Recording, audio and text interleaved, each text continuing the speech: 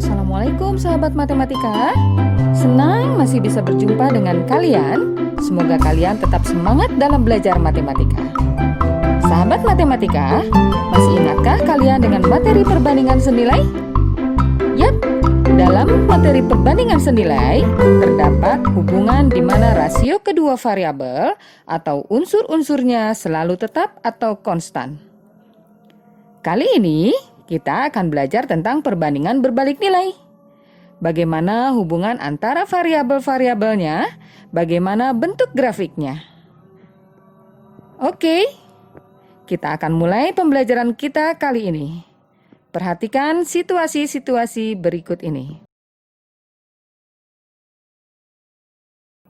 Paman mengendarai sepeda motor setiap kali mudik di Hari Raya Idul Fitri.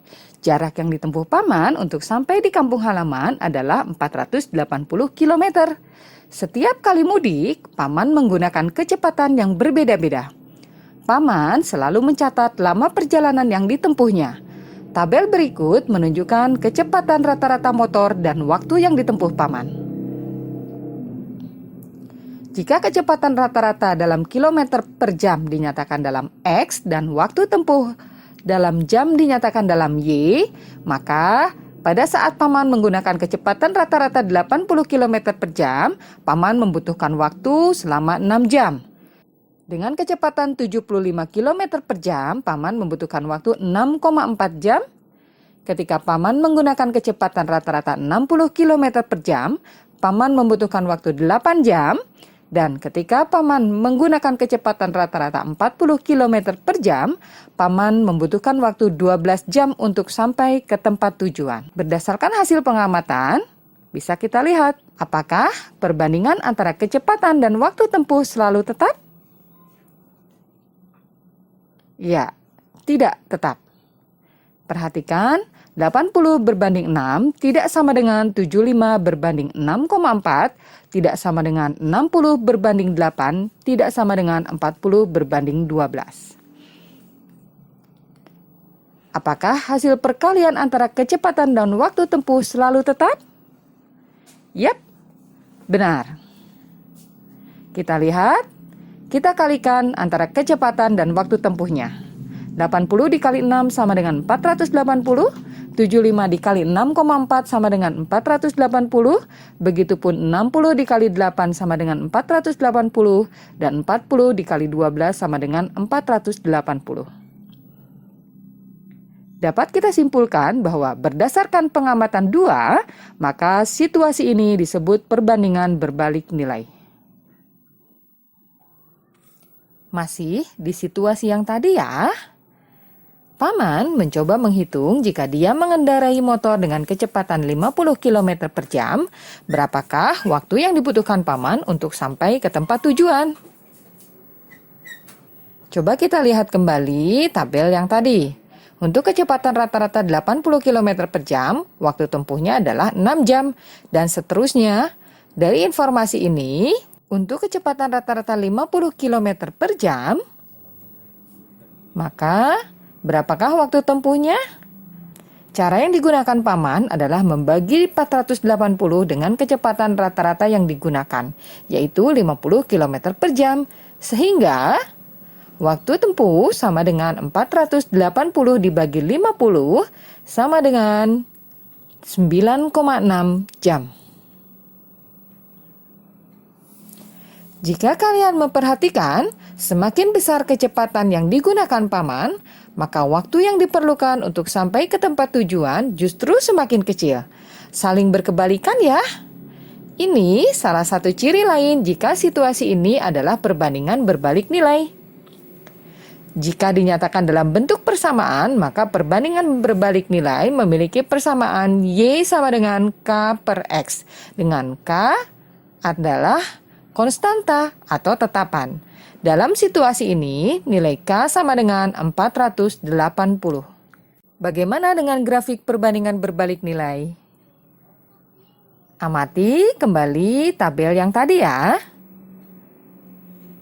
Untuk kecepatan 80 km per jam, maka waktu tempuhnya adalah 6 jam. Pasangan berurutannya adalah 80,6.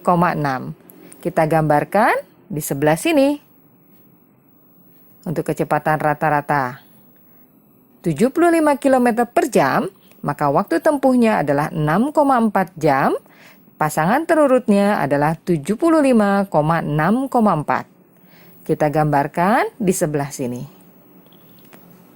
Untuk kecepatan 60 km per jam, waktu tempuhnya adalah 8 jam. Pasangan berurutannya adalah 60,8. Kita gambarkan di sebelah sini. Selanjutnya, untuk kecepatan rata-rata 40 km per jam, maka waktu tempuhnya adalah 12 jam. Pasangan berurutannya adalah 40,12. Iya, di sebelah sini. Kemudian, titik-titik ini kita hubungkan sehingga satu sama lain saling terhubung. Ya, seperti itu. Ingat ya. Grafik perbandingan berbalik nilai berbentuk kurva lengkung. Dan grafik tidak memotong sumbu X maupun sumbu Y. Yuk kita coba menyelesaikan masalah pada perbandingan berbalik nilai yang lainnya. Amati masalah berikut ini. Ayah berencana merenovasi rumah. Dari pekerja bangunan, Ayah mendapat informasi bahwa renovasi akan selesai dalam waktu 40 hari jika dikerjakan oleh 12 pekerja. Ayah ingin pekerjaan selesai dalam waktu 30 hari. Ya, ini gambar rumahnya Ayah. Kemudian, apakah situasi ini termasuk perbandingan berbalik nilai? Iya, situasi ini termasuk perbandingan berbalik nilai. Jika jumlah pekerja bertambah, maka waktu pengerjaan akan berkurang. Saling berkebalikan ya. Apakah Ayah perlu menambah jumlah pekerja agar pekerjaannya selesai pada waktu 30 hari?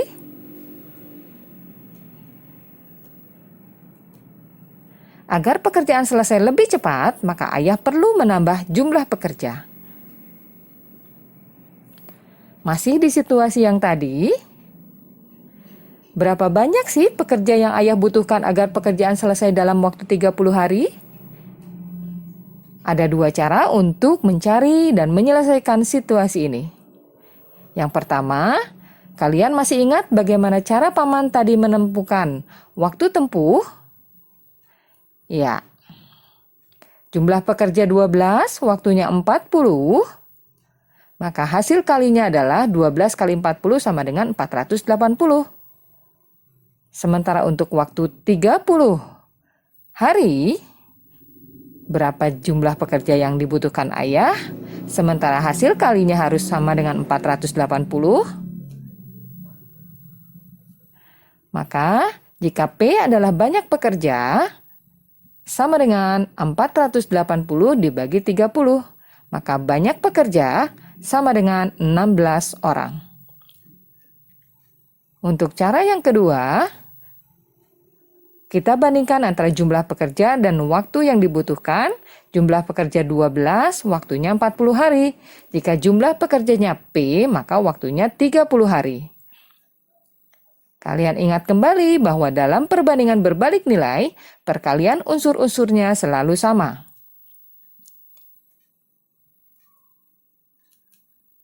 12 dikali 40 harus sama dengan P dikali 30. 12 dikali 40 sama dengan 480 sama dengan P dikali 30. Maka P sama dengan 480 dibagi 30. P sama dengan 16. Jadi, Ayah membutuhkan pekerja sebanyak 16 orang untuk menyelesaikan pekerjaan dalam waktu 30 hari.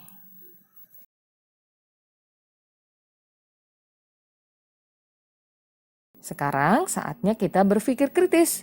Amati situasi berikut ini. Situasi berikut ini agak berbeda dari situasi yang tadi. Ami mampu menyelesaikan suatu pekerjaan dalam waktu 12 hari. Sedangkan Hani mampu menyelesaikan pekerjaan yang sama dalam waktu 15 hari. Jika mereka bekerja bersama-sama, berapa lama waktu yang dibutuhkan untuk menyelesaikan pekerjaan tersebut? Kita coba jawab ya. Dalam satu hari, Ami hanya mampu menyelesaikan 1/12 bagian pekerjaan. Sementara Hani dalam satu hari hanya mampu menyelesaikan pekerjaan sebanyak 1/15 bagian saja. Jika Ami dan Hani bekerja bersama-sama, maka dalam satu hari, Ami dan Hani mampu menyelesaikan pekerjaan 1/12 ditambah 1/15 sama dengan 5/60 ditambah 4/60. Ingat ya, ketika kalian menjumlahkan bilangan pecahan, maka kedua bilangan pecahan harus disamakan dahulu penyebutnya. Diperoleh hasil 9/60. Jadi, Ami dan Hani dalam satu hari dapat menyelesaikan 9/60 bagian pekerjaan. Situasi ini termasuk perbandingan berbalik nilai. Maka waktu yang diperlukan Ami dan Hani untuk menyelesaikan pekerjaan adalah dibalik tadi 9/60 bagian pekerjaan, maka banyaknya hari adalah 60/9 sama dengan 6,66 hari, kita bulatkan menjadi 7 hari. Jadi, jika pekerjaan tersebut diselesaikan oleh Ami dan Hani bersama-sama, membutuhkan waktu selama 7 hari. Sebelum kita mengakhiri pembelajaran kita kali ini, yuk kita buat kesimpulan. Kesimpulan yang pertama, perbandingan berbalik nilai dapat dinyatakan dalam persamaan Y sama dengan K/X, di mana nilai Y dan nilai X saling berkebalikan. Kesimpulan yang kedua, grafik perbandingan berbalik nilai berbentuk kurva lengkung. Kesimpulan yang ketiga, grafik tidak memotong sumbu X maupun sumbu Y dan tidak melalui titik pusat 0,0. Dan kesimpulan yang keempat, dalam perbandingan berbalik nilai, perkalian unsur-unsurnya selalu tetap atau sama. Oke. Sampai di sini dulu jumpa kita kali ini. Semoga kalian sekarang paham apa yang dimaksud dengan perbandingan berbalik nilai dan dapat menyelesaikan soal-soal terkait perbandingan berbalik nilai. Tetap semangat dalam belajar matematika. Assalamualaikum warahmatullahi wabarakatuh.